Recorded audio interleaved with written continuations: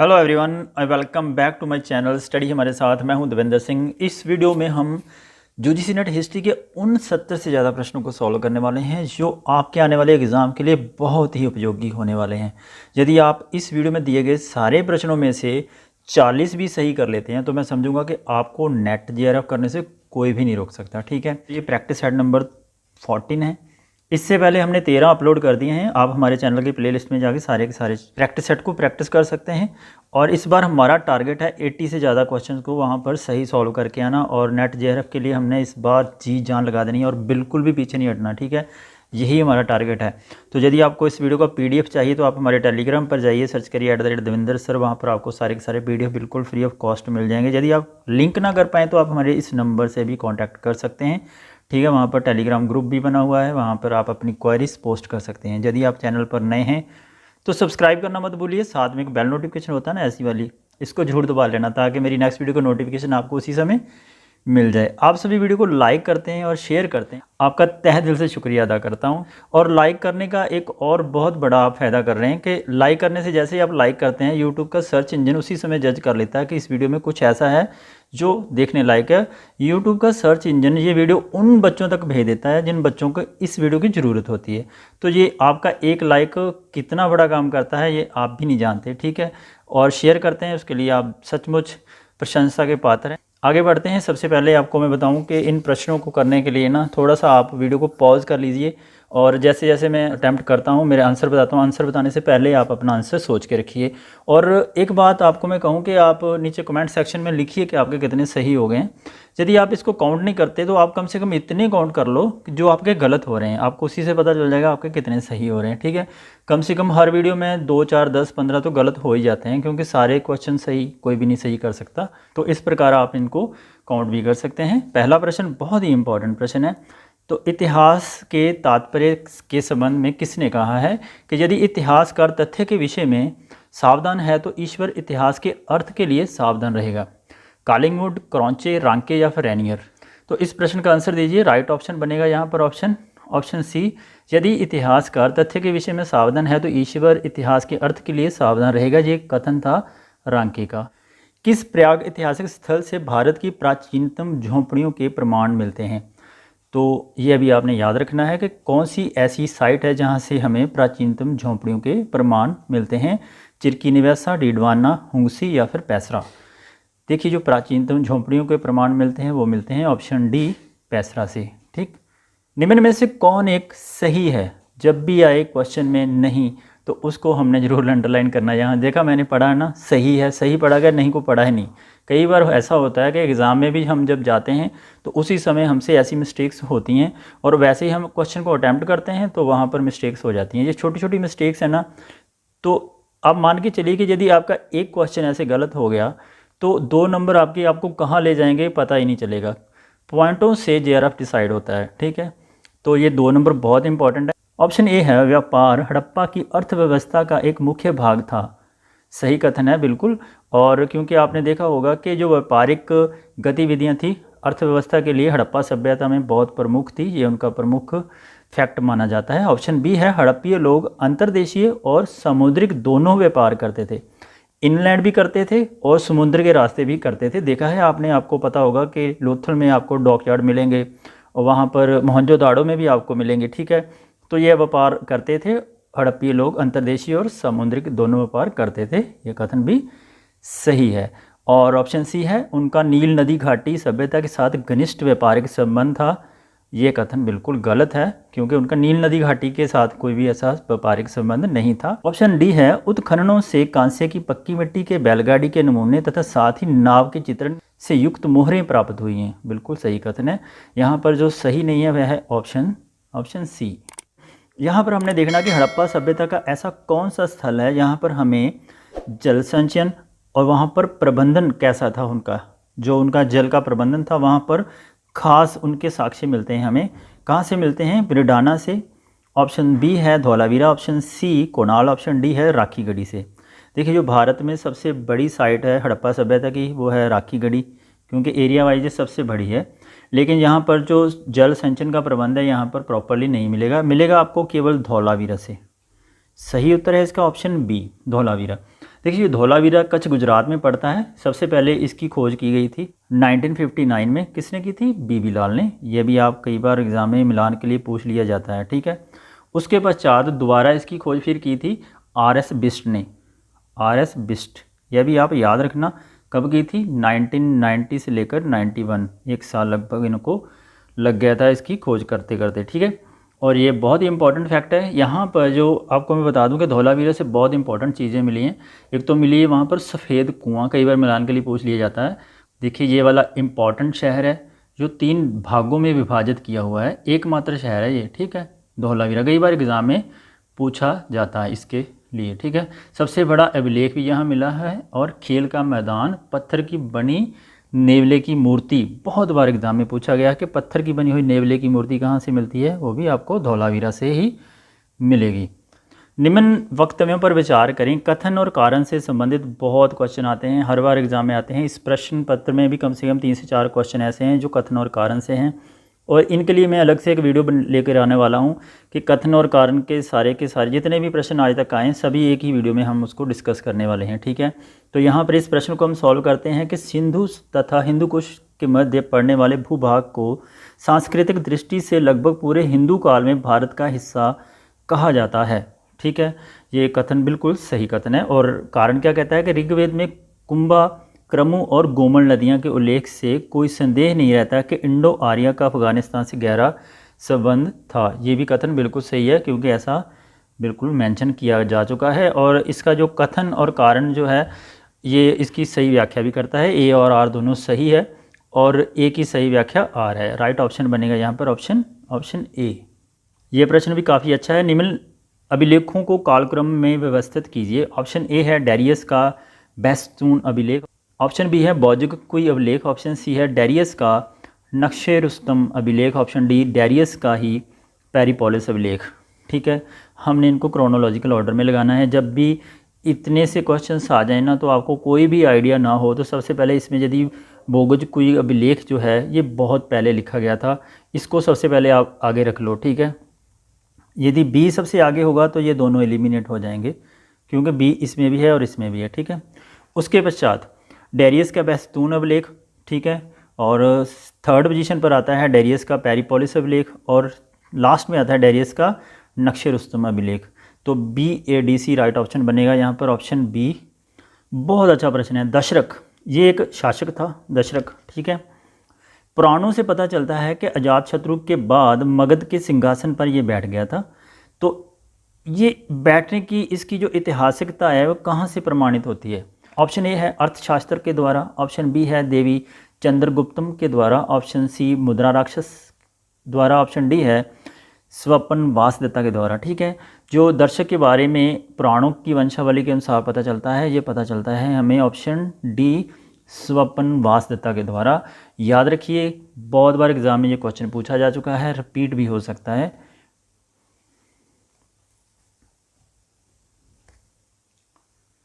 निम्न घटनाओं को कालक्रम में व्यवस्थित कीजिए। ऑप्शन ए है ऊपरी सिंध घाटी में सिकंदर के गवर्नर फिलिपस की हत्या, ऑप्शन बी सिकंदर द्वारा पेरिपोलिस को जलाना, ऑप्शन सी सिकंदर और पोरस का युद्ध, और ऑप्शन डी है त्रिप्रदिसिस की संधि, ठीक है। हमने इसको क्रोनोलॉजिकल ऑर्डर्स में लगाना है। सबसे पहले मैं आपको बता दूं कि सिकंदर के द्वारा पेरिपोलिस को जलाना हुआ था 330 BC में, ठीक है। आप भी नोट करते जाइए मेरे साथ साथ, मैं आपको बताता जाता हूँ। जैसे ही मैं एक्स्ट्रा को फैक्ट बताता हूँ आप उसको पेन और नोटबुक लेके साथ में नोट जरूर कर लीजिए ताकि आपको दोबारा से रिवीजन करनी पड़े तो कोई मुश्किल ना हो, ठीक है। और सिकंदर और पोरस का युद्ध होता है, बहुत ही इंपॉर्टेंट, बहुत आसान भी है। बहुत बार आप लोगों को इसके बारे में पढ़ा होगा। 326 BC में पोरस और सिकंदर का इंपॉर्टेंट युद्ध होता है, ठीक है। और फिलिपस की हत्या होती है 325 BC में होती है, ठीक है। और त्रिप्रदिसिस की संधि होती है 321 BC में। क्रोनोलॉजिकल ऑर्डर में यदि हम इस प्रश्न का उत्तर देखेंगे, पहले आएगा बी, फिर सी, फिर ए और डी। राइट ऑप्शन बनेगा यहाँ पर ऑप्शन डी।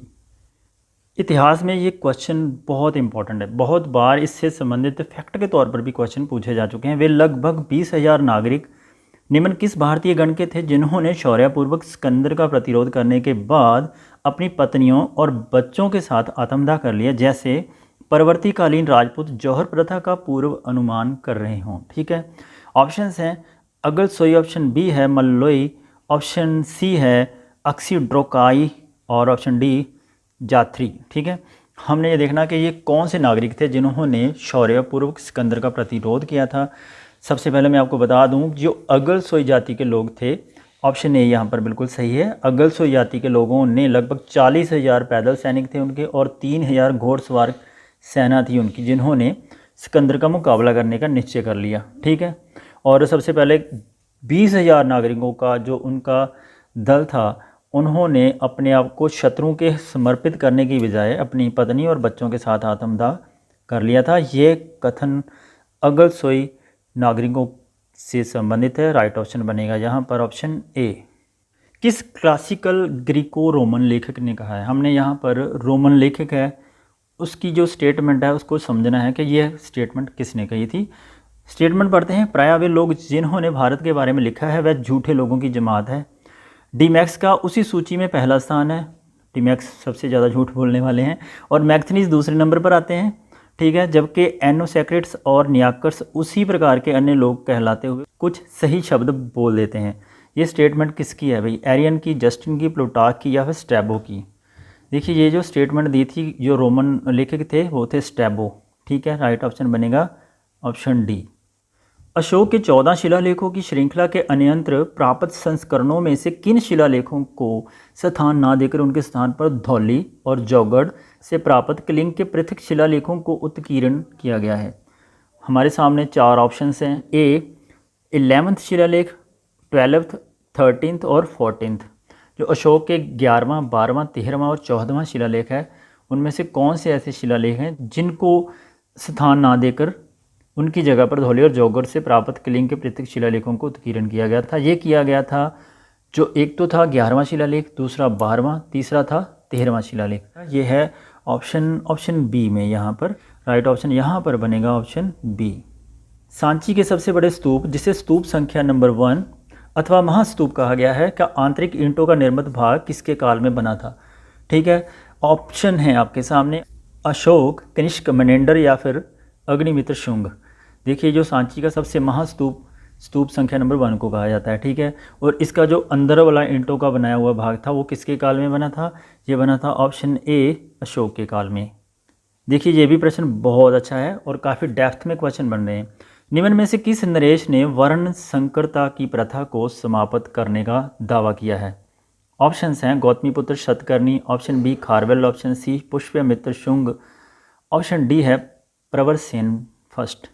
वीडियो को पॉज करिए और इसका आंसर सोचिए, क्या हो सकता है इसका आंसर? कौन सा ऐसा नरेश था जिसने वर्ण संकरता की प्रथा को ही समाप्त करने का दावा किया है? ठीक है, राइट ऑप्शन है यहाँ पर option A Gautamiputra Satakarni. Question number 14, इसको थोड़ा सा आप वीडियो को पॉज करिए, फिर इसका आंसर सोचिए कि आप मुझे कमेंट सेक्शन में लिखना मत भूलिएगा कि आपको ये क्वेश्चन आता था और आपका आंसर बिल्कुल सही था। देखिए, कुषाण नरेश कनिष्क के लिए एक वर्ड यूज़ किया गया था, महजरस रजत्रिस जस देव पुत्रस कैसरस। इसका उपयोग निम्न में से किस अभिलेख में हमें मिलता है? ऑप्शंस हैं कनिष्क 2 का आरा पाषाण लेख वर्ष 41 का, कनिष्क 1 का मथुरा मूर्ति पीठिका अभिलेख वर्ष 11 का, कनिष्क 1 का मथुरा मूर्ति पीठिका अभिलेख वर्ष 23 का, या फिर ऑप्शन डी वासुदेव का मथुरा मूर्ति पीठिका अभिलेख वर्ष 80 का। ठीक है, ये कुषाण नरेश जो कनिष्क थे उसके लिए ये वर्ड यूज़ किया गया था, महरजस रजत्रिस जस देवपुत्रस कैसरस। ठीक है, ये कौन से लेख में आपको मिलेगा? वीडियो को पॉज करके इसका आंसर आप खुद सोच के रखिए। सही उत्तर है यहाँ पर ऑप्शन ए कनिष्क 2 का आरा पाषाण लेख, जो वर्ष 41 में लिखा गया था। बहुत अच्छा प्रश्न है। देवी उमा का नाम निम्न में से किनके सिक्कों पर अंकित है? ऑप्शंस हैं Gupta, option B Hindyavan, option C Kushan या फिर ऑप्शन डी शक। थोड़ा सा आसान प्रश्न है, आप इसका आंसर जल्दी से सोचिए कि देवी उमा का नाम किनके सिक्कों पर आपको मिलेगा। देखिए, आपको मैं बता दूं कि हिंदू देवी देवताओं के बहुत सारे जो सिक्के बनाए थे इन शासकों ने, उनके ऊपर उनके नाम और उनकी मूर्तियों को अंकित किया था। तो यहाँ पर यदि हम देखें तो भगवान शिव का जो अंकन है वो मिलता है कडफिसिस के सिक्कों पर, कनिष्क के सिक्कों पर। ठीक है, और कुषाण शासक थे जितने भी, हुविक्ष थे, वासुदेव थे, उनकी मुद्राओं पर आपको सबसे पहले मिलेगा। ठीक है, और कुषाण मुद्राओं पर तो कई रूपों में जैसे 2 कोबाड़ वाला वृषभ, उनके साथ त्रिमुखी शिव की भी वहाँ पर प्रतिमा आपको मिलेगी। हाथ में परशु के लिए हुए भगवान शिव बैठे हैं, वो भी आपको मिलेगा कई जगह पर। और चतुर्भुजी रूप में नंदी के साथ हाथ में पुष्प लिए हुए भगवान शिव बैठे हैं, वो भी आपको वहाँ पर मिलेगा, ठीक है। और देवी उमा का जो नाम है वो भी आपको कुषाण के सिक्कों पर ही मिलेगा। राइट ऑप्शन बनेगा यहाँ पर ऑप्शन सी। सूची 1 को सूची 2 से सम्मिलित कीजिए तथा नीचे दिए गए सूची में से सही कूट का चयन करें। सूची 1 में नरेश हैं और सूची 2 में उनके जो सामने लिखी गई हैं उनकी उपाधियाँ हैं। हमने इनको मिलाना है कि कौन से राजा ने कौन सी उपाधि धारण कर रखी थी, ठीक है। आप वीडियो को पॉज करके मेरे साथ इस प्रश्न को मिला सकते हैं। सबसे पहले जो गोंडोफेरेंस थे, आपको इनके बारे में बताता हूँ कि ये पल्लव नरेश थे गोंडोफेरेंस। इनका समयकाल था 20 AD से लेकर 41 AD के बीच में, ठीक है। इनके बारे में एक अभिलेख से पता चलता है, तख्ते बाही अभिलेख, जो खरोष्टी लिपि में लिखा गया था, ठीक है। बहुत इंपॉर्टेंट है, आपने ये याद रखना है कि गोंडोफेरेंस के शासनकाल में सेंट थॉमस ईसाई धर्म के प्रचार के लिए भारत आया था, एक तो ये याद रखना। और इसकी जो राजधानी थी वो तक्षशिला थी, ठीक है। गोंडोफेरेंस की राजधानी थी तक्षशिला और इसने देवव्रत की उपाधि धारण कर रखी थी। आप इसको मेरे साथ मिलाते जाइए, इसने देवव्रत की उपाधि धारण कर रखी थी। एक को मिलाएंगे हम 2 के साथ। आगे बात करते हैं हम कनिष्क की। सबसे विख्यात कुषाण शासक था कनिष्क, जिसने 78 AD में एक शख्स संमत चलाया था, जिसको आजकल हमारी भारतीय गवर्नमेंट भी प्रयोग करती है, ठीक है। इसकी 2 राजधानियाँ थी। पहली राजधानी थी इसकी पेशावर, जिसे पुरुषपुर भी कहते हैं, और दूसरी राजधानी थी इसकी मथुरा, ठीक है। इसने जो टाइटल ले रखा था उसका नाम था देवपुत्र। प्रवरसेन वन ने महाधीराज की उपाधि धारण कर रखी थी, ठीक है। और समुद्रगुप्त की उपाधि थी धर्म प्राचीर बंध। तो यहाँ पर कोर्ट में इसका सही उत्तर देखेंगे, ए का 2, बी का 1, सी का 3, डी का 4। राइट ऑप्शन बनेगा यहाँ पर ऑप्शन ए।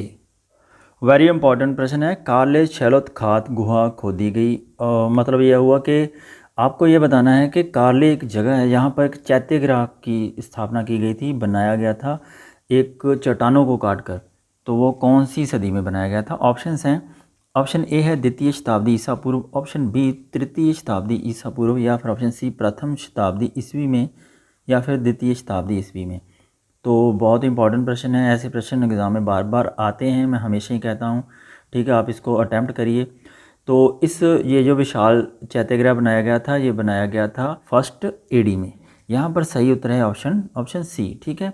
और इस चैत्यगृह के अंदर और बाहर कई अभिलेख अंकित हैं। इसी के आधार पर इसके निर्माण का समय 1म शताब्दी ईस्वी का प्रारंभिक चरण माना जाता है। राइट ऑप्शन बनेगा यहाँ पर ऑप्शन सी। गुप्त वंश का पहला शासक कौन था जिसने अपने को महाराजाधिराज कहा? ऑप्शंस हैं चंद्रगुप्त 1, चंद्रगुप्त 2, घटोत्कच गुप्त और रामगुप्त। जल्दी से आप इस प्रश्न का उत्तर सोचिए कि कौन सा ऐसा गुप्त वंश का पहला शासक था जिसने अपने आप को महाराजाधिराज कहा था, ठीक है। चंद्रगुप्त फर्स्ट जो थे, इनका समयकाल चल रहा था 319 ईस्वी से लेकर 335 ईस्वी के बीच में, ठीक है। भारतीय इतिहास की सबसे ज़्यादा प्रसिद्ध राजाओं में से ये एक था, ठीक है। यह बात आप याद रखिए। गुप्त शासक घटोत्कच का पुत्र था, ठीक है, घटोत्कच इसके पिता थे। और चंद्रगुप्त ने एक गुप्त संवत भी चलाया था 319 ईस्वी में, ठीक है। उसी समय इसका जो राज्याभिषेक भी होता है, ठीक। चंद्रगुप्त ने ही, जिसका शासन पहले मगध के कुछ एरिया में सीमित था, उसके बाद उसने नज़दीक वाले जितने भी राज्य थे उनको अपने अंडर कर लिया, इलाहाबाद तक अपने आप को उसने इस्टेब्लिश कर लिया था। और महाराजाधिराज की उपाधि इसी ने धारण की थी। और बाद में इसने अपनी जो राजधानी थी उसको पाटलिपुत्र बना लिया था। यहाँ पर इस प्रश्न का उत्तर है right option A, Chandragupta first. सूची 1 को सूची 2 के साथ सम्मिलित कीजिए तथा सूचियों में से नीचे दिए गए कूट में से सही उत्तर का चयन करें। सूची 1 में दक्षिण भारत के समुद्रगुप्त के समकालीन नरेश हैं और सूची 2 में उनके जो राज्य थे हमने उनको मिलाना है। जल्दी से वीडियो को पॉज कर लीजिए और इसका आंसर सोचिए क्या हो सकता है, ठीक है। जो धनंजय थे, इनका जो शासनकाल था वो था कुशस्थलपुर में, ठीक है। आप मेरे साथ इसको मिलाइए, आपको पता चलेगा कि आपका आंसर सही होता है कि नहीं। और नीलराज जो थे, नीलराज का जो शासन चल रहा था वो चल रहा था अवमुक्त में। और उग्रसेन बहुत इंपॉर्टेंट है, उग्रसेन जो थे पालक के शासक थे और विष्णुगोप जो है कांची के शासक थे। तो यहाँ पर यदि इसको हम कूट में देखेंगे तो बनेगा ए का 3, बी का 1, सी का 4, डी का 2। राइट ऑप्शन बनेगा ऑप्शन बी। सम्राट की आज्ञा ना मिलने पर भी कौन चीनी यात्री भारत यात्रा के लिए आया और जिसका चीन वापस जाने पर न केवल गुप्त रूप से देश से निकालने की बात क्षमा कर दी गई वरना उसका सम्मानपूर्वक स्वागत भी किया गया। ठीक है, ऑप्शन हैं फाहियान, ऑप्शन बी है ह्योनसांग, ऑप्शन सी इत सिंह या फिर ऑप्शन डी तसीक्यो किंग शेंग। ठीक है, यहाँ पर इस प्रश्न का सही उत्तर है ऑप्शन बी ह्योनसांग।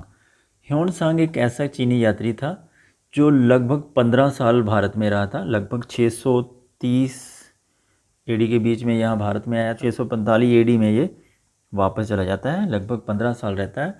ये वहाँ पर जाके इसने एक बहुत ही इंपॉर्टेंट बुक लिखी थी, उसका नाम था सी यू की। याद रखना, आप कई बार पूछ लिया जाता है सी यू की बुक के राइटर कौन है, वो है ह्योनसांग। तो इस प्रश्न का सही उत्तर है ऑप्शन बी। सूची 1 को सूची 2 से सुमेलित कीजिए तथा सूचियों के नीचे दिए गए कूट में से सही उत्तर का चयन करें। सूची 1 में प्रशासनिक इकाइयां हैं और सूची 2 में उनके संबंधित विभाग हैं, हमने इनको मिलाना है। ठीक है, सबसे पहले मैं आपको बता दूं कि ये गुप्तकालीन केंद्रीय नौकरशाही के प्रमुख विभाग थे। भंडागार अधिकृत का विभाग जो था वो था कोषाध्यक्ष, यहाँ पर ऑप्शन 4 के साथ मिलेगा। और दशपाराधिक ये थे न्याय व्यवस्था संभालने वाले। ऑप्शन सी है महाकशपटलिक, इनका जो विभाग था ये था अभिलेखागार। ठीक है, और शॉलिक्स इसका जो विभाग था ये था राजस्व। तो यहाँ पर यदि हम कोड में जाकर इसका आंसर देखेंगे तो राइट ऑप्शन बनेगा ऑप्शन सी, ए का 4, बी का 2, सी का 1 और डी का 3। अलवार थे शैव पुरोहित, शाक्य अनुयायी, वैष्णव संत या फिर तांत्रिक पुरोहित। देखिए, जब भी क्वेश्चन आए तो आप इसको थोड़ा सा ध्यान से अंडरस्टैंड करके पढ़िए। जो अलवार थे ये वैष्णव संप्रदाय के संत थे। यहाँ पर राइट ऑप्शन बनेगा ऑप्शन सी। ठीक है, शिक्षा के प्रसिद्ध केंद्र सोमपुर महाविहार की स्थापना किसने की? ऑप्शन हैं Devpal, option B Dharmapal, option C Harsha या फिर ऑप्शन डी है विजय सेन। देखिए, शिक्षा के प्रसिद्ध केंद्र सोमपुर महाविहार की स्थापना की थी ऑप्शन बी धर्मपाल है। निम्न मंदिरों को कालक्रम में व्यवस्थित कीजिए, हमने इनको क्रोनोलॉजिकल ऑर्डर में लगाना है। ऑप्शन ए है एरातेश्वर मंदिर, ऑप्शन बी है गंगेकोंड चोलपुरम मंदिर, ऑप्शन सी है महाबलीपुरम मंदिर का तटीय मंदिर या फिर ऑप्शन डी बैकुंठ पेरमाल का मंदिर। तो हमने इनको क्रोनोलॉजिकल ऑर्डर्स में लगाना है। सबसे पहले आएगा महाबलीपुरम का तटीय मंदिर, ऑप्शन जो है 1 पर ये आएगा। उसके बाद आएगा वैकुंठ पेरुमल का मंदिर ऑप्शन 2 पे, और उसके बाद आएगा गंगोईकोंड चोलपुरम मंदिर ऑप्शन 3 पर, और एरातेश्वर मंदिर आएगा ऑप्शन 4 पर। यहाँ पर यदि हम कूट में जाकर देखें सी डी बी और ए, राइट ऑप्शन बनेगा यहाँ पर ऑप्शन सी। ईस्ट इंडीज़ के शैलेंद्र वंशीय शासकों के किन निम्न भारतीय राजवंशों के साथ गहरे संबंध थे? ऑप्शन ए है वेंगी के चालुक्य, ऑप्शन बी चौल, ऑप्शन सी पाल या फिर ऑप्शन डी है पांड्या। जो ईस्ट इंडीज़ के शैलेंद्र वंशीय शासक थे उनका जो संबंध था सही में पाल शासकों के साथ था और चौल शासकों के साथ था, बी और सी। ठीक है, यहाँ पर बी और सी है, यहाँ पर ऑप्शन सी में। निम्नलिखित में से कौन सा कथन लेख पद्धति के वर्णन विक्रिय दस्तावेज दासी पत्र विधि 1230 ईस्वी के अनुसार सही नहीं है? ठीक है, ऑप्शन ए है दास हासिल करने का महत्वपूर्ण स्रोत युद्धबंदी थे, ये बिल्कुल सही कथन है। और दास खुले बाजार में बेचे जाते थे, ये भी कथन सही है। यदि दास आत्महत्या करे तो मालिक को उत्तरदायी होना चाहिए और उसे दंड मिलना चाहिए, ये कथन उस दासी पत्र विधि का नहीं है, बिल्कुल गलत है। और दस्तावेज के कार्यवंचन के लिए रक्षापाल और शहर के निवासियों का गवाह के रूप में चुना जाना, ये कथन भी बिल्कुल सही है। यहाँ पर सही उत्तर है ऑप्शन सी। जल्दी से वीडियो को पॉज करिए, इस प्रश्न का उत्तर सोचिए। निम्नलिखित में से कौन सी पांडुलिपि कागज पर सर्वप्रथम लिखी गई पांडुलिपि है? यह कब और कहाँ लिखी गई? ऑप्शन ए है शतपथ ब्राह्मण 1099 कश्मीर में, ऑप्शन बी है चचनामा 11वीं सदी सिंध में, ऑप्शन सी कलहण की राजतरंगिणी 1149 कश्मीर में, या फिर नारायण का हितोपदेश 11वीं और 12वीं सदी बंगाल में। ठीक है, निम्नलिखित में से कौन सी पांडुलिपि कागज पर सबसे पहले लिखी गई पांडुलिपि है? ये थी शतपथ ब्राह्मण जो 1099 ईस्वी में कश्मीर में लिखा गया था। राइट ऑप्शन बनेगा यहाँ पर ऑप्शन ए। ब्रीदों के सफल अनुरक्षण के मुद्दे पर किस सुल्तान ने अपने बेटे को सलाह दी? मुखबिरों और जासूसों को दरबार के इर्द गिर्द फटकने की इजाज़त नहीं होनी चाहिए। शासक से उनकी नज़दीकी आज्ञाकारी और विश्वासपात्र मित्रों में भय पैदा करती है और राजा में उनके विश्वास जो अच्छे शासन का आधार है को नष्ट करती है। ये स्टेटमेंट किसकी है? ऑप्शन ए है इल्तुतमिश की, ऑप्शन बी बलबन की, ऑप्शन सी अलाउद्दीन खिलजी, या फिर ऑप्शन डी सिकंदर लोदी। तो ये स्टेटमेंट है ऑप्शन बी बलबन की। इक्ता के बारे में निम्नलिखित कथनों पर विचार करें। देखिए, इक्ता जो प्रणाली थी, आपको इसके बारे में पता होना चाहिए। इक्ता का आरंभ जो है सैन्य प्रमुखों के विभिन्न क्षेत्रों में इसका किया गया था। यहाँ पर हम ऑप्शंस देखेंगे कि कौन सा ऑप्शन सही है। ऑप्शन ए है इक्ता तमलीक वंशानुगत थे, इससे इक्ता पाने वाले की लगभग निजी संपत्ति मानी जाती थी। ये बिल्कुल सही कथन है। और ऑप्शन बी है इक्ता मुस्तगाल वंशानुगत नहीं थे और आरंभ में उनकी प्रकृति प्रशासनिक और सैन्य दोनों थी। ये भी सही कथन है। जो इक्ता मुस्तगाल थे ये वंशानुगत नहीं थे, और इक्ता तमलीग जो थे ये वंशानुगत थे। बिल्कुल सही है। और ऑप्शन सी है इक्ता वजही व्यक्तिगत अनुदान थे, ये व्यक्तिगत नहीं थे, ये तो काफ़ी लोगों के इकट्ठे अनुदान होते थे, जिसने ना तो प्रशासनिक और ना ही सैन्य पहलू पर बल दिया था। ये कथन गलत हो जाएगा। तो ए और बी दोनों सही है। ए और बी यहाँ पर है ऑप्शन ए में। इस्लाम धर्म को स्वीकार करने वाले कमाल माहियार को जब अमरोहा के मुतसफिर के पद के लिए चुना गया और जब उसे सुल्तान के समक्ष प्रस्तुत किया गया, तब सुल्तान की प्रतिक्रिया थी। मैं निचले तबके में पैदा व्यक्ति को देखता हूँ तो मेरे शरीर में प्रत्येक धमनी और नस क्रोध से खींचना शुरू हो जाती है। सुल्तान को चिन्हित करें भी, कौन सा सुल्तान था इतना अग्रेसिव? इल्तुतमिश, बलबन, जलालुद्दीन खिलजी या फिर बहलोद लोदी। देखिए, इस प्रश्न का सही उत्तर है ऑप्शन बी। ये स्टेटमेंट है बहलोद लोदी की, क्योंकि वो खुद दास था। ठीक है, आगे बढ़ते हैं। निम्नलिखित में से कौन सा कथन सही नहीं है? सैयद मोहम्मद नूर बख्शिया संप्रदाय का संस्थापक था। बिल्कुल सही है। और ऑप्शन बी है नूर बख्शिया संप्रदाय के विचार फ़िक़्ह अहवाल नामक पुस्तक में निहित है। बिल्कुल सही कथन है। ऑप्शन सी है कि नूर बख्शिया मुहर्रम नहीं मनाते। नहीं भाई, मुहर्रम तो वो मनाते हैं, ये कथन गलत है। ऑप्शन डी है नूर बख्शिया को मिर्ज़ा हैदर दुगलत के काल में परेशानियों का सामना करना पड़ा, जिसने उन पर अत्याचार किए थे। ये भी कथन सही है। जो कथन सही नहीं है वो है ऑप्शन सी, यहाँ पर सही उत्तर है इसका। नीचे दो वक्तव्य दिए गए हैं, एक को कथन ए तथा दूसरे को उसका कारण आर कहा गया है। कथन ए कहता है कि तुगलक काल के मशहूर फारसी कवि बद्र चच जो अमीर खुसरो के कुछ ही समय बाद आए थे, उन्होंने संगीत के संबंध में कहा बुनियादी तरीके 10 और 2 के अलावा और नहीं है, और वे उनमें से प्रत्येक को दिन और रात के निश्चित हिस्सों के साथ जोड़ते हैं। देखिए, तुगलक काल के मशहूर फारसी कवि जो बद्र चच थे, और उनके बारे में ये जो स्टेटमेंट है ये बिल्कुल सही स्टेटमेंट है। ठीक है। और क्या कारण भी यही है कि अमीर खुसरो सिर्फ 10 पर्दा तरीक़ों की बात करते थे। इन दोनों कवियों द्वारा दी गई सूची तथा पुराने शब्दकोशों और संगीत की किताबों में मिलने वाली जानकारियों में साम्य दिखता है।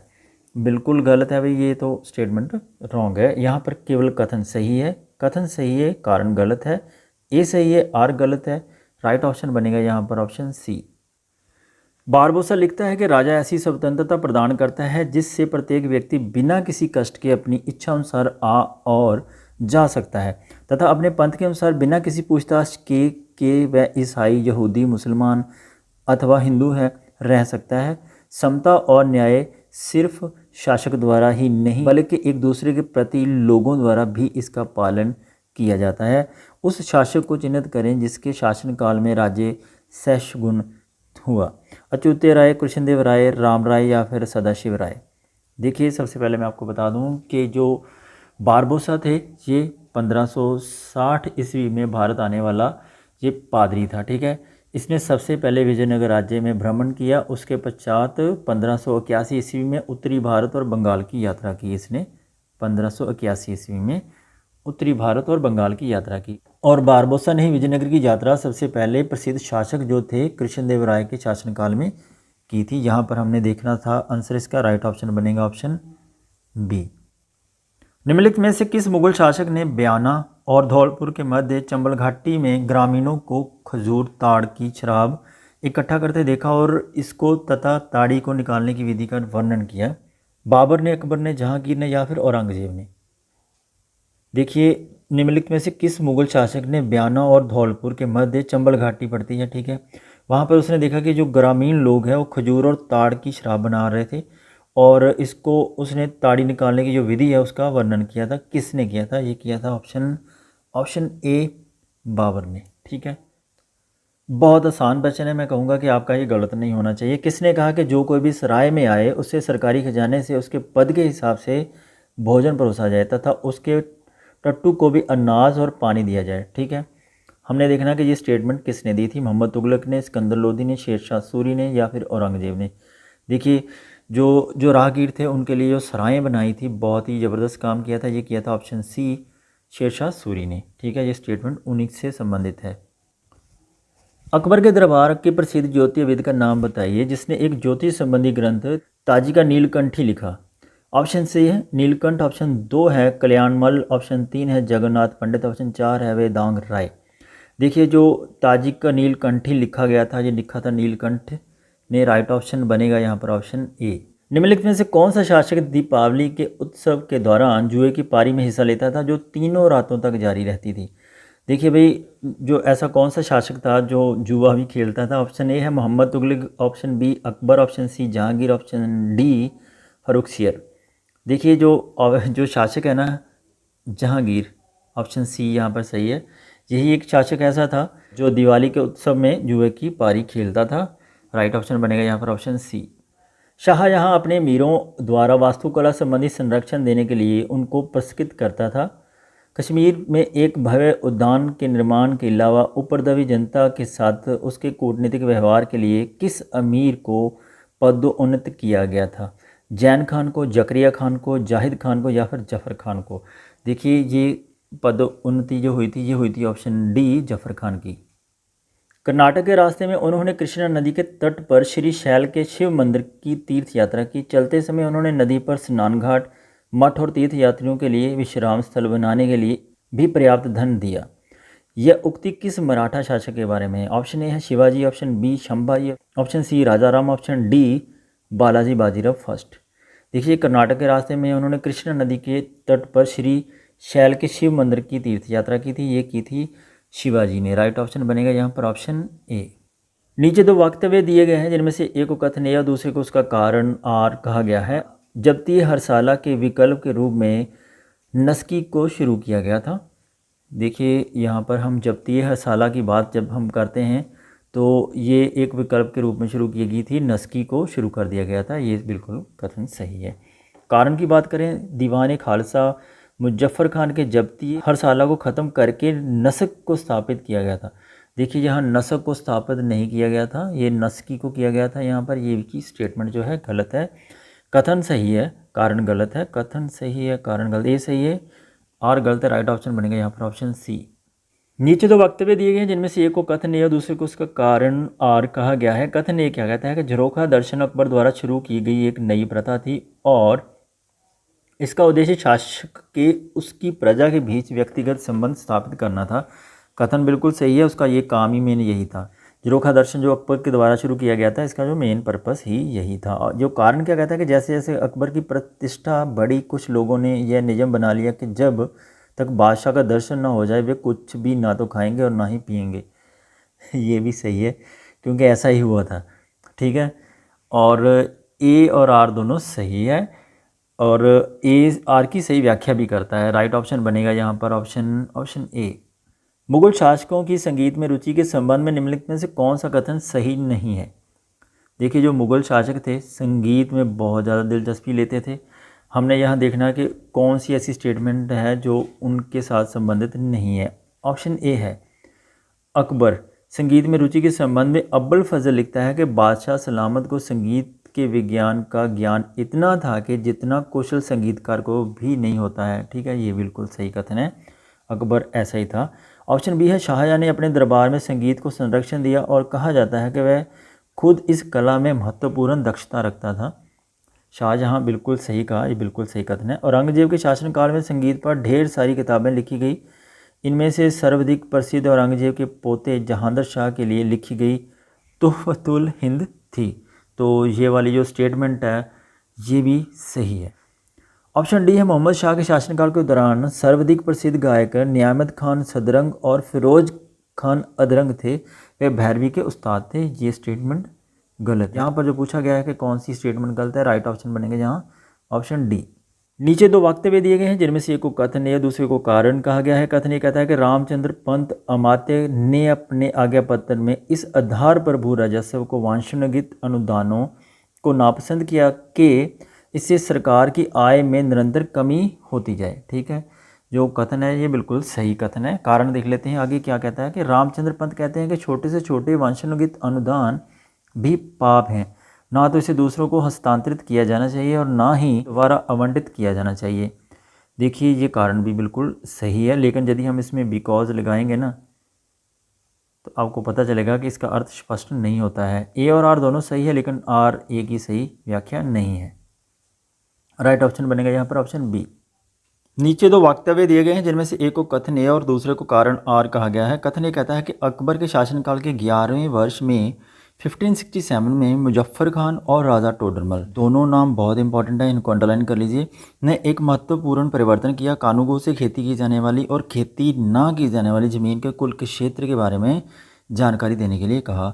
कारण ये कहता है कि कानूगो द्वारा दी गई जानकारी के आधार पर पूरे साम्राज्य के लिए एकल मूल्य की सूची के बजाय भिन्न भिन्न क्षेत्रों में प्रचलित मूल्यों के आधार पर फसल की दर को नकद के रूप में परिवर्तित किया जाने लगा।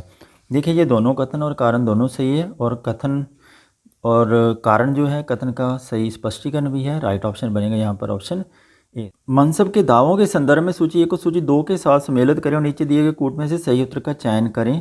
ऑप्शन ए है मुहासिबा। मुहासिबा का मतलब होता था खातों का निपटारा करना, और मुतालिबा कहा जाता था शाही खजाने से मुक्त व्यक्ति द्वारा उधार ली गई रकम पर शाही खजाने का फिर से दावा। ठीक है, और मुकरा तलब, जो मुकरा तलब होता था, मुकरा तलब का मतलब होता है स्वीकृत दावे। ठीक है, और तशीहा मनसबदार के दावों के लिए नवीनीकृत प्रमाण पत्र जारी किया जाता था। यहाँ पर यदि हम कूट में देखेंगे तो ए का 3, बी का 4, सी का 1 और डी का 2। राइट ऑप्शन बनेगा यहाँ पर ऑप्शन बी। मुगल जमींदारों के बारे में क्या सही नहीं है? ऑप्शन ए है सम्राट को छोड़कर कोई भी जमींदार को उसके अधिकार से हटा अथवा नियुक्त नहीं कर सकता था। मुगल जमींदारों के बारे में यदि हम पढ़ते हैं तो ये कथन बिल्कुल सही है। ऑप्शन बी है एक अधिकारी अथवा जागीरदार केवल जमींदारी अधिकारों की जब्ती के लिए दरबार को अपनी सिफारिश भेज सकता था। ये भी कथन सत्य कथन है।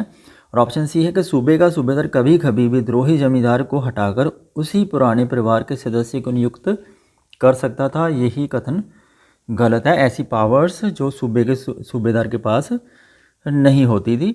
ऑप्शन डी है कि एक मुगल जमींदार की आय इसके स्वामित्व संबंधी दावे का 10% या जिसमें से 5 से 10% नानकार जोड़ा जाता था, जो लागान एकत्रित करने के एवज में लागान अधिकारियों से वह प्राप्त करता था। ये कथन भी बिल्कुल सही कथन है। इस प्रश्न का उत्तर है ऑप्शन सी। बहुत अच्छा प्रश्न है, वेरी इंपॉर्टेंट प्रश्न, आप इसको थोड़ा सा ध्यान से करिएगा। निम्नलिखित वक्तव्यों में से रेत घड़ी के संबंध में कौन सा वक्तव्य सही है? रेत घड़ी का पहला संदर्भ अफगानिस्तान में मीर खवंद की रौजत उस सफ़ा से मिलता है। ये बिल्कुल सही कथन है। ठीक है, और 16वीं सदी में भारत में रेत घड़ी इस प्रकार बनाई जाने लगी कि वे भारतीय समय को दर्शाती थी।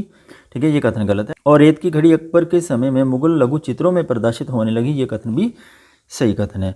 ऑप्शन डी है रामचंद्र का यंत्र प्रकाश और ज्ञानराज का सुंदर सिद्धांत रेत घड़ी को वर्णन करते हैं। ये भी कथन सही है। यहाँ पर केवल 3 कथन सही है, ए, सी और डी। ए, सी और डी यहाँ पर है ऑप्शन सी में। दोस्तों के अनौपचारिक समूह का प्रतिनिधित्व करता प्रतीत होता है। ये कथन बिल्कुल सही कथन है। और जो हमने देखना है कि जो कथन यहाँ पर सही नहीं है, ऑप्शन बी है बहुत से मुगल कालीन चित्रों में हुमायूं के दरबार का ऐसा चित्रण मिलता है जिसमें उसके दरबार में प्रमुख रूप से शानो शौकत अथवा और अपरिवर्तनीयता परिलक्षित होती है। ये कथन जो है ये मुझे डाउट लगता है, ये कथन गलत है। ऑप्शन सी है कि अकबर ने अपने दरबार में राजकुमारों और सामंतों के लिए अनुशासित ढंग से अलग अलग स्थानों का निर्धारण किया था। ये कथन भी सही कथन है। जब बैरम खान अकबर के समक्ष घोड़े पर सवार होकर आया तो उसका हाथ पकड़ लिया तो इसे शिष्टाचार का इतना गंभीर उल्लंघन माना गया कि अकबर ने इसे बैरम खान का अत्यंत गंभीर अपराध मान लिया। ये कथन भी कथन सही है। जो कथन सही नहीं है वो है ऑप्शन सी। शाही घरानों की स्त्रियों के लिए प्रयुक्त पदों की विभिन्न श्रेणियों से संबंधित सूची 1 को सूची 2 के साथ सम्मिलित करें। नीचे दिए कूट में से सही उत्तर चुनें। सूची 1 में जो शाही घराने की स्त्रियां हैं और उनके जो पोजीशंस होती हैं, ठीक है, उसको हमने मिलाना। जो बेगम होती थी उसको कहा जाता था शाही स्त्रियां, ठीक है। अगाचा का मतलब होता था निम्न मूल और निम्न स्तर की जो शाही स्त्रियां होती थी उनको अगाचा कहा जाता था। गुनाची, गुनाची कहते थे उपपत्नी को, ठीक है। सरारी, सरारी होता था रखैल, रखैल को सरारी बोला जाता था। यदि हम कूट में जाकर इसका आंसर देखेंगे तो ए का 3, बी का 4, सी का 1 और डी का 2 राइट ऑप्शन बनेगा यहाँ पर ऑप्शन डी। बहुत अच्छा प्रश्न है। निम्नलिखित में से कौन सा वक्तव्य सही नहीं है, ठीक है। यहाँ भी हमने देखना कि नहीं है। ऑप्शन ए है कि अरबी शब्द खिल्लत का फ़ारसी समानार्थी शब्द सर-ओ-पा है। देखिए जो अरबी शब्द है खिल्लत, उसका जो समानार्थी शब्द है वो सरोपा है, ये बिल्कुल सही कथन है। और खिल्लत और सरोपा में सरपेच और पगड़ी शामिल थे।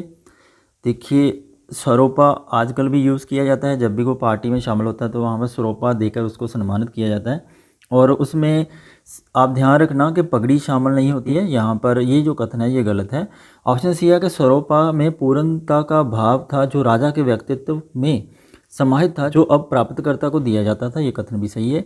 और ऑप्शन डी है कि चूंकि राजा के व्यक्तित्व समस्त साम्राज्य पर समाहित था, इसलिए खिल्लत को प्राप्त करने वाला भी सांकेतिक रूप से राजकीय मौजूदगी में शामिल कर लिया जाता था और वह इसका हिस्सा और विस्तार बन जाता था, ये कथन भी सही कथन है। जो सही कथन नहीं है वो है यहाँ पर ऑप्शन बी। हैदर अली और टीपू सुल्तान के बारे में निम्नलिखित मूल्यांकन किसका है।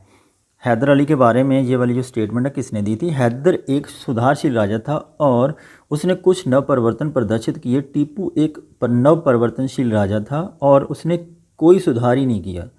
देखिए ये हैदर अली के बारे में और टीपू सुल्तान के बारे में जो मूल्यांकन है ये किसका है। ऑप्शंस हैं N K Sinha, option B Sheikh Ali, option C Marks Wilkins, option C H Wilson, ठीक है। जल्दी से इस प्रश्न का उत्तर दीजिए। सही उत्तर है ऑप्शन सी। ये स्टेटमेंट जो है ये मार्क विल्सन की है, ठीक है। राइट ऑप्शन बनेगा यहाँ पर ऑप्शन सी। जो स्टेटमेंट के ऊपर बहुत बार क्वेश्चन एग्जाम में पूछे जाते हैं, यह भी कथन हमने देखना कि किसका है। हमने अपने शत्रु को पूर्णतः पंगु बना दिया और अपने मित्रों की शक्ति को भी दुर्जय नहीं बनने दिया। ये बहुत बड़ी स्टेटमेंट उस समय किसने दी थी। चार्ल्स मैटकॉफ ने, कॉर्नवालिस ने, लॉर्ड वेल्जली ने, जॉन लॉरेंस ने। देखिए ये वाली जो स्टेटमेंट थी ये थी लॉर्ड कॉर्नवालिस की। सही उत्तर है यहाँ पर ऑप्शन बी। सूची 1 को सूची 2 के साथ हमने मिलाना है और सूची 1 में राज्य हैं जिनका ब्रिटेन में विलय कर लिया था और कौन से वर्ष में उसका विलय किया गया था ये हमने देखना है, ठीक है। जो 17 का विलय होता है, मेरे साथ आप लाते जाइए जल्दी जल्दी इस प्रश्न का। हुई 17 का विलय होता है 1848 में, ठीक है। नागपुर का विलय होता है 1853 में। उसके बाद झांसी का विलय होता है 1854 में और संबलपुर को मिला लिया जाता है 1849 में। कूट में यदि इस प्रश्न का उत्तर देखेंगे तो ए का 2, बी का 1, सी का 4, डी का 3 राइट ऑप्शन बनेगा यहाँ पर ऑप्शन सी। निम्नलिखित रियासती शासकों में से एन.ए. महोदय द्वारा किसे अंग्रेजों के प्रति सबसे ज़्यादा वफादारी रखने वाला कहा गया है। क्योंकि उसने खुलकर ये घोषणा कर दी थी कि अंग्रेज़ों के लिए भारत को सुरक्षित रखें। भी जब उस समय जब स्वतंत्रता की लड़ाई चल रही थी भी, उस समय भी हमारे देश में बहुत सारे ऐसे लोग थे जो ब्रिटिशर के समर्थक थे और ब्रिटिशर को चाहते थे कि वो यहाँ पर ही रहें, ठीक है। हमने यहाँ पर देखना कि ऐसी वफादारी रखने वाला इनमें से कौन सा था जिसने खुलकर ये घोषणा कर दी थी कि अंग्रेज़ों के लिए भारत को सुरक्षित रखा जाए। ऑप्शन ए है भोपाल की बेगम, ऑप्शन बी है सर सालार जंग, ऑप्शन सी सिंधिया या फिर option D Gulab Singh. Video को पॉज करिए, कमेंट सेक्शन में जल्दी से इसका आंसर दीजिए कि आपको लगता है कौन सा ऐसा शासक था जिसने उस समय यह घोषणा कर दी थी कि भारत के लिए इनको सुरक्षित रखा जाए। नीचे कमेंट सेक्शन में इसका आंसर दीजिए। आपको इस प्रश्न का उत्तर कमेंट सेक्शन में पिन कमेंट में मैं आपको दे दूंगा, ठीक है। चलिए आगे बढ़ते हैं। 54वां क्वेश्चन है, याद रखिएगा। हाउस ऑफ कॉमन्स में निम्नलिखित में से किसका कथन था कि हमारा भारतीय साम्राज्य घने अंधेरे से घिरा हुआ है। यह हो सकता है कि यूरोपीय ज्ञान में शिक्षित होने से वे किसी भावी युग में यूरोपीय संस्थाओं की मांग कर सकते हैं। क्या कभी ऐसा दिन आएगा? मुझे नहीं पता। जब कभी वह दिन आएगा वह ब्रिटिश इतिहास में सर्वाधिक गौरवशाली दिन होगा। ऑप्शंस हैं Wilberforce, option B T B. Macaulay, option C Charles Wood या फिर ऑप्शन डी ग्लेडस्टोन। ये स्टेटमेंट हमने बताना है कि किसकी थी। राइट ऑप्शन है यहाँ पर ऑप्शन बी, टीबी मैकॉले की ये स्टेटमेंट है। जब एक शोध पत्र पढ़ा जा रहा था तो निम्नलिखित में से किस कॉलेज में उसके प्राचार्य प्रिंसिपल डीएल रिचर्डसन और society for the acquisition of general knowledge के छात्र प्रेसिडेंट के बीच में टकराव हो गया था, वहाँ पर झगड़ा ही हो गया था। हमने देखना कि जब शोध पत्र पढ़ा जा रहा था उस समय ये वाली जो घटना घटती है जो कौन से कॉलेज में घटती है। एल्फिंस्टन कॉलेज बॉम्बे का, दिल्ली कॉलेज इंदौर का, हिंदू कॉलेज कोलकाता का, मेयो कॉलेज अजमेर का। देखिए ये वाली जो स्टेटमेंट है, ये जो घटना घटती है ये घटती है option C, Hindu college Kolkata में। सूची 1 को सूची 2 के साथ सम्मिलित करें, नीचे दिए कोड में से सही उत्तर का चयन करें। सूची 1 में इंजीनियरिंग कॉलेज हैं, साइंस इंस्टीट्यूट्स हैं। सूची 2 में वर्ष हैं जिसमें उनको स्थापित किया गया था, इस्टेब्लिश किया गया था। हमने यहाँ पर इसको मिलाना है, ठीक है। और आप मेरे साथ इन सारे के सारे जो इंस्टीट्यूट्स हैं उनको आप मिलाते जाइए, देखना आपका आंसर सही होगा या फिर गलत। ऑप्शन ए है Indian institute of science Bangalore, इसको इस्टेब्लिश किया गया था 1911 में, ठीक। और Thomson college of civil engineering Roorkee वाला जो था ये काफ़ी पुराना है, ये हुआ था 1847 में। और बोस रिसर्च इंस्टीट्यूट कोलकाता, इसको स्थापित किया गया था 1970 में। The Harcourt Buttler technological institute of Kanpur, इसको इस्टेब्लिश किया गया था 1921 में। ए का 2, बी का 4, सी का 1, डी का 3। राइट ऑप्शन बनेगा यहाँ पर ऑप्शन डी। निम्नलिखित में से कौन प्रसिद्ध महिला क्रांतिकारी थी जिसे चिटगांव शस्त्रगार हमला मामले में आजीवन निर्वासन की सज़ा हुई थी और 1939 में उनके छूटने के बाद वे भारत की कम्युनिस्ट पार्टी में शामिल हो गई थी। ऑप्शंस हैं बीना दास, कल्पना दत्ता, प्रीतलता वाडेदार या फिर ऑप्शन डी है लीला नाग। देखिए जो 1939 में जेल से छूटने के बाद वापस कम्युनिस्ट पार्टी में शामिल हो जाती हैं वो होती हैं ऑप्शन बी, कल्पना दत्ता। निम्नलिखित में से कौन सा क्रांतिकारी संगठन अपने संस्थापक के नाम के साथ सही सुमेलित नहीं है। यहाँ पर देखना है कौन सा संगठन है जिसको संस्थापक उसका कोई और था। यहाँ पर ऑप्शंस में देखेंगे बंगाल वॉलंटियर्स, अनाथमंठ, श्री संघ, हिंदुस्तान सोशलिस्ट रिपब्लिकन एसोसिएशन। देखिए यहाँ ऑप्शंस में आप देखेंगे तो काफ़ी ज़्यादा आपको मिसमैच मिलेगा। आप खुद भी इस प्रश्न को गूगल कर सकते हैं। यहाँ पर मैं आपको बता देता हूँ कि बंगाल वॉलंटियर्स की स्थापना की थी 1928 में सुभाष चंद्र बोस ने, ठीक है। सुभाष चंद्र बोस इसके संस्थापक थे बंगाल वॉलंटियर्स के, तो यहाँ पर ये बिल्कुल मिसमैच है। और आनंदमठ एक बंगाली उपन्यास था जिसको लिखा था बंकिम चंद्र चट्टोपाध्याय ने, ठीक है। और श्री संघ, क्या आप मुझे कमेंट सेक्शन में बता सकते हैं कि श्री संघ की स्थापना किसने की थी? जल्दी से नीचे कमेंट करिए। और हिंदुस्तान सोशलिस्ट रिपब्लिकन एसोसिएशन, ये पहले एक एसोसिएशन थी, 1924 में ये इस्टेब्लिश होती है। इसमें बहुत सारे लोग शामिल थे, उनके संस्थापककर्ताओं में एक सचेंद्र नाथ सान्याल भी शामिल थे। ये बिल्कुल सही सुमेलित है यहाँ पर। और आप जल्दी से कमेंट सेक्शन में श्री संघ के संस्थापकों के बारे में लिखिए, आप उसके बारे में थोड़ा सा सर्च करिए। राइट ऑप्शन यहाँ पर कोई भी नहीं है। आगे बढ़ते हैं। उस अधिनियम का नाम क्या है जिसके अंतर्गत किसी भी देशी भाषा के पत्र के मुद्रक और प्रशासक को सरकार के विरुद्ध असंतोष की भावना फैलाने वाली सामग्री न प्रकाशित करने का प्रतिज्ञा पत्र देना होता था? ऑप्शंस हैं press act 1910, press emergency power act 1937, press sensor act of 1968 और वर्नाकुलर प्रेस एक्ट 1878। देखिए ऐसा कौन सा एक्ट था जिसके एक्ट के अंतर्गत किसी विदेशी भाषा को एक पहले प्रमाण पत्र, आज्ञा पत्र देना होता था कि हम ये चीज़ छापने जा रहे हैं। तो ये बहुत ही इंपॉर्टेंट एक्ट है, आप इसको याद रखिए। बार बार एग्जाम में इससे संबंधित क्वेश्चन हर कॉम्पिटिटिव एग्जाम में आते हैं। तो राइट ऑप्शन बनेगा यहाँ पर option D, vernacular press act, ठीक है। लॉर्ड लिटन भारतीय समाचार पत्रों का आलोचक आपको पता है माना जाता है। जब लॉर्ड लिटन यहाँ पर था तो उसी ने इसको 1878 में वर्नाकुलर प्रेस एक्ट लागू किया था, ठीक है। इस एक्ट के अंतर्गत किसी भी देशी भाषा के पत्र को आज्ञा पत्र देना होता था। एक्चुअली आपको मैं बता दूं कि ये जो प्रेस एक्ट है ये एक्ट किस समाचार पत्र के अगेंस्ट लाया गया था। देखिए ये जो बहुत बार एग्जाम में ये पूछा जा चुका है कि अमृत बाजार पत्रिका थी एक, ठीक है, उसके अगेंस्ट में ये प्रेस एक्ट लेकर आए थे। राइट ऑप्शन बनेगा यहाँ पर option D, vernacular press act. इस प्रश्न में पूछा गया कि 1901 में ऐसा कौन सा शासक था नाबालग लड़के लड़कियों की जो उम्र थी 12 साल और 16 साल निर्धारित करने वाला और संरक्षण अधिनियम पारित किया गया था।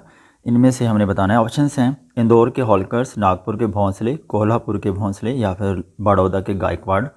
देखिए ये प्रश्न काफ़ी बहुत अच्छा प्रश्न है, डेप्थ में पूछा गया है और एक्ट के बारे में ज़्यादा करके हमें जानकारी मिलती है ब्रिटिश जो अधिनियम है उनके बारे में, लेकिन यहाँ पर बड़ौदा के जो गायकवाड़ थे इन्होंने जो लड़कों की उम्र थी वो 16 साल और लड़कियों के लिए 12 साल निर्धारित की थी। राइट ऑप्शन बनेगा यहाँ पर ऑप्शन डी। किस वर्ष कामगार क्षतिपूर्ति अधिनियम पारित हुआ?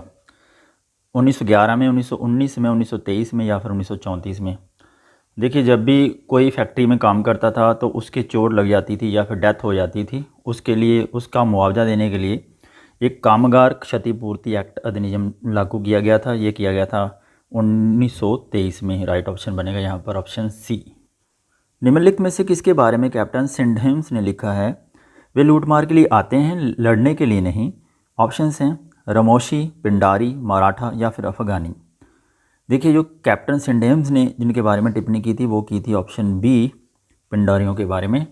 देखिए जो भारत में ब्रिटिश प्रभुसत्ता जो थी उसको एक्चुअल में इस्टेब्लिश करने वाले थे वो थे लॉर्ड हेस्टिंग्स, ठीक है, क्योंकि 1814 से लेकर 1816 तक एंग्लो नेपाल युद्ध होता है, ठीक है, और 1860 में जाकर एक संधि होती है, सागौली की संधि। याद रखना, कई बार एग्जाम में पूछ लिया जाता है। सागौली की संधि एंग्लो नेपाल युद्ध के बाद होती है और उसके बाद जो लॉर्ड हेस्टिंग्स थे, मार्किस ऑफ हेस्टिंग के नाम से भी इनको जाना जाता था। और यहाँ पर 1817 में जो मराठा संघ है उसका तो वो अंत कर देते हैं। उसके बाद क्या होता है कि जो पिंडारियों का दमन करने के लिए जो कहा जाता है हेस्टिंग को ही भेजा गया था, ठीक है। यहाँ पर इसका राइट ऑप्शन बनेगा ऑप्शन बी। यौन नियंत्रण लीग बम्बई में किस वर्ष स्थापित हुई? ऑप्शंस हैं 1920 में, 1924 में, 1947 में या फिर 1950 में। देखिए जो जन्म नियंत्रण लीग बम्बई में स्थापित की गई थी ये की गई थी ऑप्शन बी 1924 में। बहुत बार ऐसे क्वेश्चंस पूछे जाते हैं क्योंकि ये स्टेटमेंट के रिगार्डिंग क्वेश्चन होते हैं, उनसे क्वेश्चन अक्सर एग्जाम में बनते हैं, ठीक है। और क्रिप्स प्रस्तावों को निम्नलिखित में से किसने दिवालिया होते बैंक के पोस्ट डेटेड चेक का स्वरूप बताया है? ऑप्शंस हैं जवाहरलाल नेहरू, महात्मा गांधी, सी राजगोपालाचारी या फिर जे.बी. कृपलानी।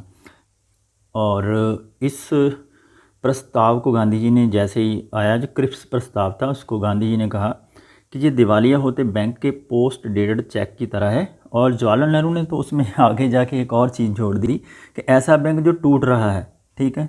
यह भी आप याद रखना, कई बार एग्जाम में पूछ लिया जाता है कि ऐसा बैंक है जो टूट रहा है, ये स्टेटमेंट किसकी है? वो है जवाहरलाल नेहरू जी की, ठीक है। यहाँ पर जो पोस्ट डेटेड बैंक के चेक के बारे में बात की है ये की है महात्मा गांधी ने। राइट ऑप्शन बनेगा यहाँ पर ऑप्शन बी। बहुत अच्छा प्रश्न है। निम्नलिखित में से फ़ख्र-ए-अफ़गान की उपाधि किससे मिली थी? ठीक है, ऑप्शंस हैं Syed Hasan Imam, option B Khan Syed Ahmad, option C Abul Kalam Azad, option D है खान अबुल गफ़ार खान। देखिए फ़ख्र-ए-अफ़गान वेरी इंपॉर्टेंट टर्म है और इसको याद रखिए। ये उपाधि जो थी ये दी गई थी ऑप्शन डी खान अब्दुल गफ़ार खान को। ये काफ़ी एक महान राजनेता थे और इन्होंने भारत की स्वतंत्रता संग्राम में बहुत ही बढ़ चढ़ के भाग लिया था और इनके जो काम थे और उनकी निष्ठा के कारण इसे और एक टाइटल दिया जाता था सरहदी गांधी, जिसे सीमांत गांधी भी कहा जाता है। बार बार एग्जाम में यह भी पूछा जा चुका है कि सीमांत गांधी का जो टाइटल है किसे दिया गया है? ये दिया गया था खान अब्दुल गफ़ार खान को। और इनको 2-3 और नाम दिए जाते थे जैसे बच्चा खान, बादशाह खान, ठीक है। तो यहाँ पर राइट ऑप्शन बनेगा ऑप्शन डी। सूची 1 को सूची 2 के साथ सम्मिलित करें, नीचे दिए कूट में से सही उत्तर चुनें। सूची 1 में अनुवाद हैं और सूची 2 में जो मराठी अनुवादक थे जिन्होंने इसका अनुवाद किया था, ठीक है। ये वाली जो इंग्लिश में लिखी गई जो बुक्स हैं और उनको ट्रांसलेट किया गया था मराठी भाषा में। तो हमने यहाँ पर देखना है कि कौन से अनुवादक ने किसका अनुवाद किया था। ऑप्शंस हैं, ऑप्शन ए है अरेबियन नाइट्स, इसका अनुवाद किया था ऑप्शन 3 कृष्णा शास्त्री चिपलूणकर ने। और रॉबिन्सन क्रूसो, इसका अनुवाद किया था ऑप्शन बी रावजी शास्त्री गोडबोले ने। जो लैम्प्सटेल्स है इसका अनुवाद किया था साखराम पी पंडित ने, ठीक है। और ऑप्शन डी है ओथोलो, इसका अनुवाद किया था महादेव शास्त्री कोल्हटकर ने। तो राइट ऑप्शन बनेगा, कोड में देखते हैं, ए का 3, बी का 2, सी का 4, डी का 1। राइट ऑप्शन बनेगा यहाँ पर ऑप्शन ए। नील विद्रोह के किसानों के हित का समर्थन और नील खेत मालिकों की कड़ी निंदा निम्नलिखित में से किस समाचार पत्र ने की थी? ऑप्शंस हैं Friend of India, Hindu, Patriot, option C Hurkaru, option D है हिंदुस्तान। देखिए, जो नील विद्रोह के दौरान किसानों के हितों का समर्थन करने के लिए नील खेत मालिकों की जो कड़ी निंदा थी, ये करने वाला जो समाचार पत्र था वो था ऑप्शन बी हिंदू पैट्रियट। ठीक है, राइट ऑप्शन बनेगा यहाँ पर ऑप्शन बी। निम्नलिखित में से कौन सा युग्म सही ढंग से सुमेलित नहीं है? हमने देखना है कौन सा यहाँ पर सुमेलित नहीं है। जो चट्टग्राम शस्त्रागार हमला था ये सूर्यसेन इसमें शामिल थे बिल्कुल, और काकोरी षड्यंत्र केस था ये अशफाकतउल्लाह खान थे इसमें शामिल, ये भी सही है। और ऑप्शन सी है लाहौर षड्यंत्र केस, ये भी जतिन दास इसमें शामिल थे। मेरठ षड्यंत्र केस, ये जो मिर्ज़ा अब्बास थे ये इसमें शामिल नहीं थे, ये जो स्टेटमेंट है यही गलत है। राइट ऑप्शन बनेगा यहाँ पर ऑप्शन डी। एक्चुअली 1929 से और 1933 के बीच में लगभग 3 से 4 साल लगभग ये जो मेरठ षड्यंत्र केस है ये चलता रहता है। तो इसमें टोटल 32 लोग इसमें शामिल थे, जिसमें जो मिर्ज़ा अब्बास है ये इसमें शामिल नहीं थे। राइट ऑप्शन बनेगा ऑप्शन डी।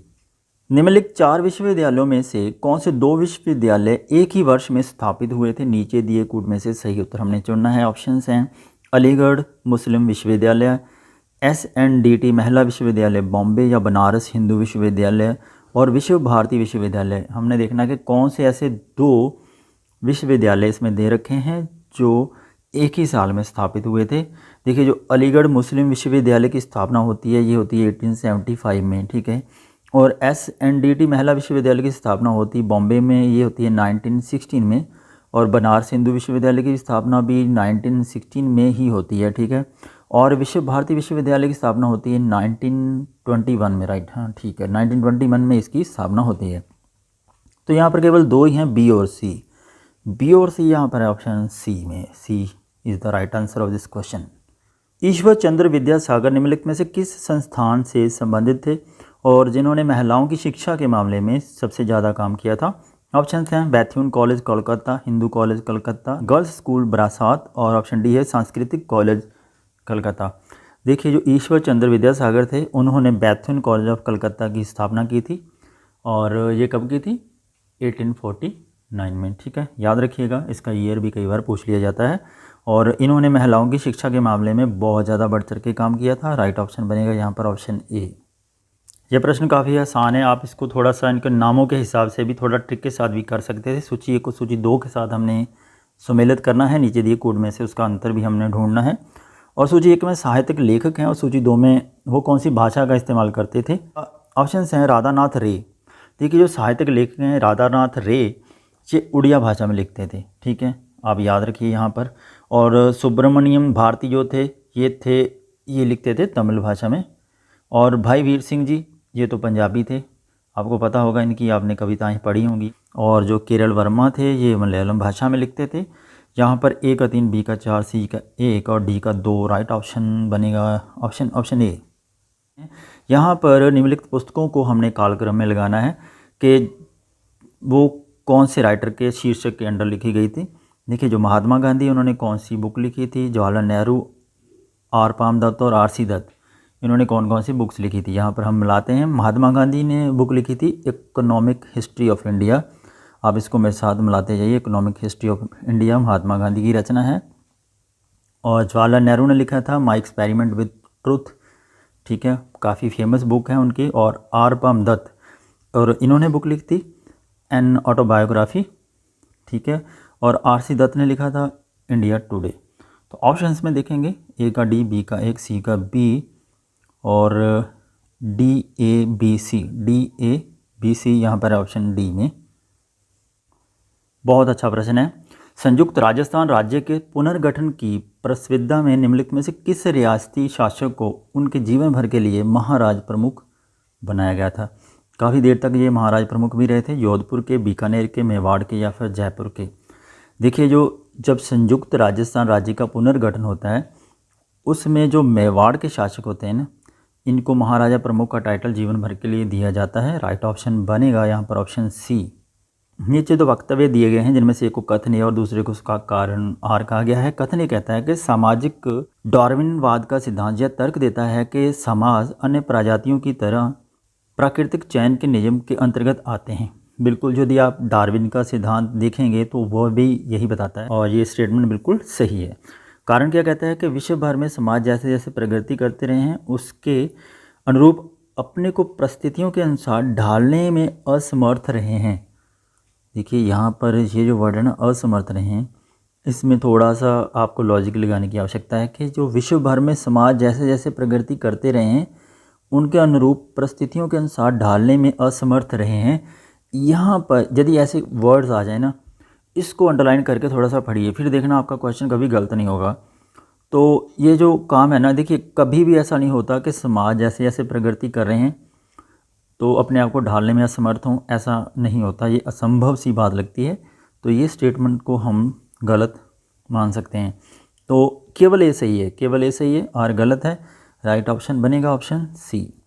आगे बात करते हैं हम, जो थंबनेल में पूछा गया प्रश्न है उसका आंसर्स। बर्नी का यह कथन एक हाथ चौड़ी भूमि भी खेती बिन न रहे किसके संदर्भ में कहा गया था? फिरोज तुगलक, मोहम्मद बिन तुगलक, अलाउद्दीन खिलजी या फिर गियासुद्दीन तुगलक।